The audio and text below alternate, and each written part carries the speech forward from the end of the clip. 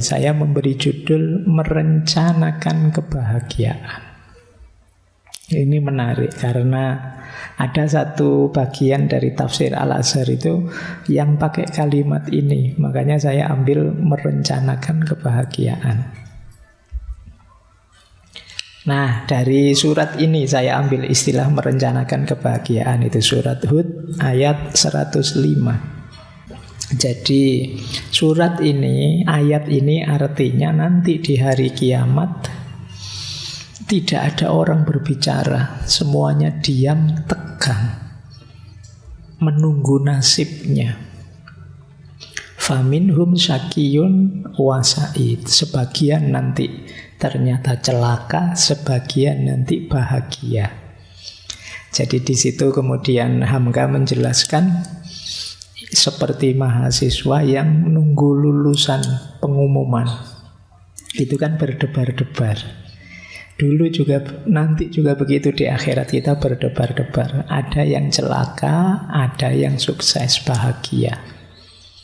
Dan kuncinya tidak di kita, di Allah. Berarti manusia itu kuasanya hanya merencanakan, merancang. Sukses bahagia atau tidak sepenuhnya haknya Allah.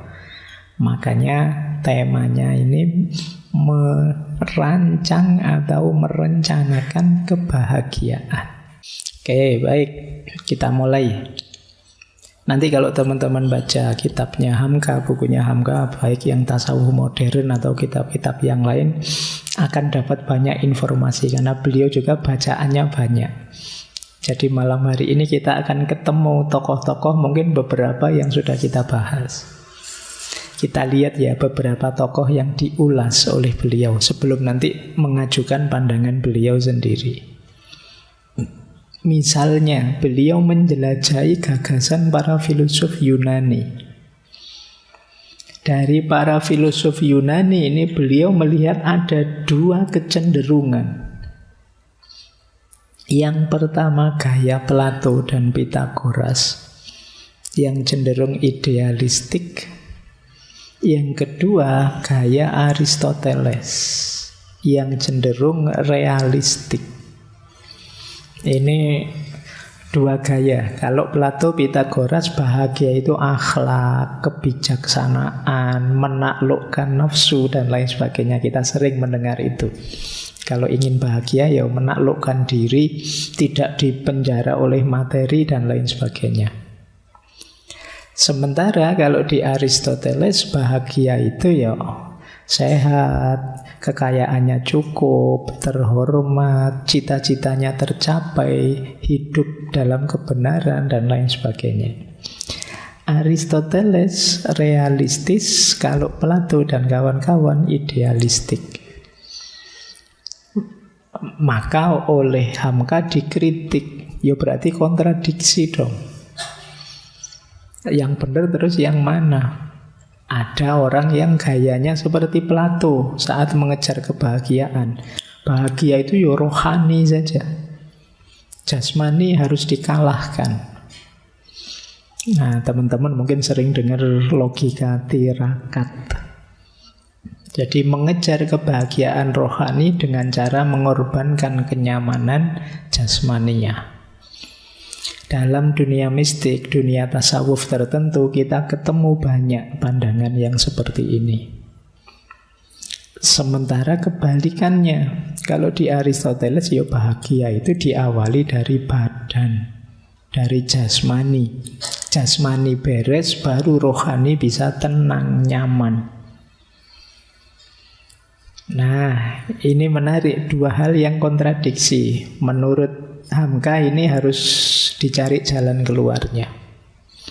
Tapi ya sampai di sini dulu, nanti beliau punya gagasan banyak. Meskipun nanti bagiannya Plato sedikit diambil, bagiannya Aristoteles sedikit diambil. Itulah mengapa tadi saya bilang ya teman-teman boleh kok setelah menjelajahi banyak gagasan itu milih sendiri versi kita. Mungkin nyemil dari sana apa, dari sini apa yang cocok, relevan dengan hidup kita. Jadi ini kritiknya pada para filosof Yunani. Oke ya, ini dari Yunani. Sekarang dari Barat. Hamka melihat ada dua aliran. Ada aliran materialis, ada aliran non-materialis. Materialis berarti serba materi. Jadi menurut Hamka, Hamka itu kan teman-teman semoga tidak lupa ya, itu sudah panggilan kehormatan karena itu singkatan dari Haji Abdul Malik Karim Amrullah. Jadi jangan ditambahi, wah menurut Haji Hamka itu sudah ada hajinya, hanya itu. Jadi jangan nanti double. Nah, aliran modern, beliau melihat tokoh misalnya Henrik Ibsen atau Thomas Hardy. Yang mereka melihat ya bahagia itu ukurannya materi. Kepuasan individu. Ini semacam menertawakan orang-orang yang bikin konsep rumit-rumit tentang kebahagiaan. Hamka di situ mengutip kalimatnya Ibsen. Ibsen bilang begini dalam kutipannya Hamka. Mencari bahagia itu hanya menghabiskan umur saja. Ngapain sih capek-capek mencari bahagia? Kenapa disebut menghabiskan umur? Karena jalan untuk menempuhnya itu sangat tertutup. Setiap usaha yang melangkah ke sana senantiasa dihantam mundur. Karena mula-mula manusia menyangka perjalanan menuju bahagia itu dekat. Padahal ia telah berjalan menuju jurang yang sangat dalam.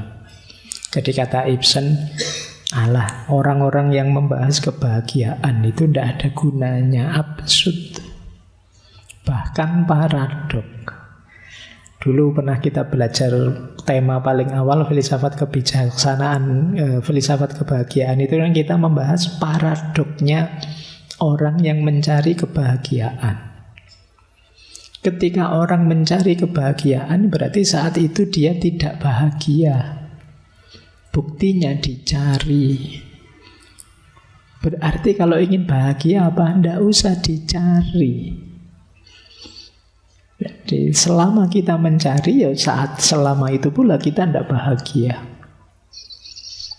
Satu-satunya cara untuk bahagia ya sudah, ayo kita nikmati hidup kita sekarang saat ini begini.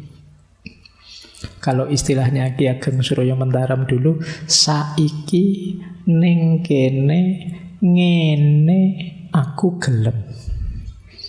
Jadi itu Ki Ageng Surya Mentaram ya, rumusnya 4. Kalau ingin hidup bahagia, saiki sekarang, ning kene di sini, ngene seperti ini, aku gelem, saya mau. Jadi sekarang di sini begini saya mau. Ini rumus bahagia ya, enggak usah dipakai yang aneh-aneh. Nanti kamu ketemu pacarmu saiki ning kene itu rusak kalau kamu rumusnya itu. Ngene aku gelem ngono. Ya nanti pacarmu bilang aku moh. Baik, ini gaya materialis, individualis. Jadi sudahlah, tidak usah rumit-rumit. Pingin bahagia ya duit kan. Nah materi itu kan, ala ujung-ujungnya ya mesti duit. Kalau tidak punya duit ya gimana bisa bahagia. Ini aliran materi. Nanti ada pembahasan khusus oleh Hamka tentang materi dan harta ini. Tapi kita masih menjelajah ini. Terus ada aliran non-materi.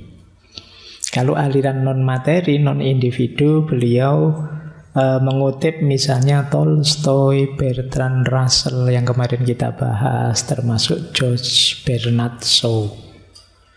Nah, cuma non-materinya bukan berarti spiritual. Non-materinya orang itu bahagia kalau bisa berbagi dengan sesamanya. Jadi orang itu bisa bahagia kalau dia bisa berkontribusi untuk yang lain.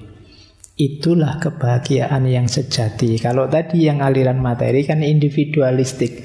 Aku yang gembira, aku yang senang. Tapi kalau aliran non-materi ini, aku yang berguna. Aku yang berkontribusi. Ya nanti oleh Hamka semuanya dirangkum. Bukan berarti salah sih. Orang ingin membahagiakan dirinya, ya benar juga orang bahagia saat berbagi pada yang lain. Tapi kalau hanya itu saja, misalnya yang materi ya hanya materi saja, atau yang kehidupan sosial ya hidup sosial saja, nah itu kurang luas, kurang tepat. Jadi tadi Plato ada benarnya, Aristoteles ada benarnya, Ibsen dan kawan-kawan ada benarnya, Tolstoy dan kawan-kawan juga ada benarnya. Cuma kalau dipotong-potong jadinya kalau bahasa filsafat reduktif. Reduktif itu terus kok harta saja sih? Apa ya hanya itu satu-satunya? Tentunya kan tidak. Kok hanya beramal sosial terus sih? Apa ya hanya itu bahagia? Ya tentunya tidak. Disitulah nanti Hamka ingin masuk dengan konsep-konsep beliau. Setelah Barat modern, beliau juga menjelajahi pikirannya para filosof Muslim. Ini bisa menjelajah seperti ini, tentunya wawasannya harus luas.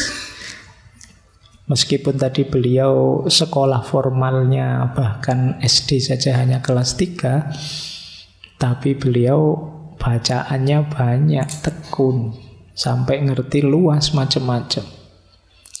Nah, menurut para filosof Muslim, kata beliau, secara umum kebahagiaan dalam Islam itu terletak pada hidup yang seimbang. Ya jasmani, ya rohani.